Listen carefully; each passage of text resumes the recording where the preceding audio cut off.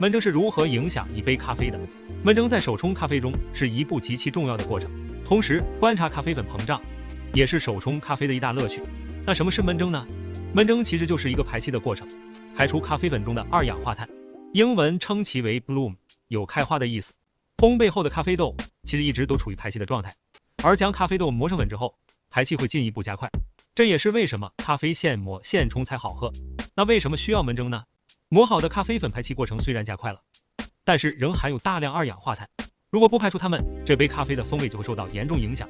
首先，二氧化碳溶于水会有酸味，这种酸味会影响咖啡的风味。其次，二氧化碳的存在会隔绝水和咖啡粉，使咖啡中的风味物质不能得到充分的溶解，风味也得不到有效的释放。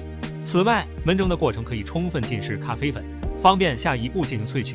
焖蒸的过程中，咖啡粉中二氧化碳快速释放，通常都会形成一个小山包，但并不是小山包越高，咖啡豆就越新鲜。影响小山包的因素有4个：烘焙度、研磨度、水温，然后才是新鲜程度。烘焙度越深，咖啡豆所含的二氧化碳就越多，排气就越旺盛。在焖蒸的过程中，小山包也会越高。同理，研磨度越细或者水温越高，排气就会越剧烈，咖啡粉膨胀程度也就越大。那如何控制好焖蒸呢？手冲的手法实在太多，这里只说最简单、适用范围最广的。首先，注水前确保咖啡粉平铺在滤纸中，使焖蒸过程更均匀。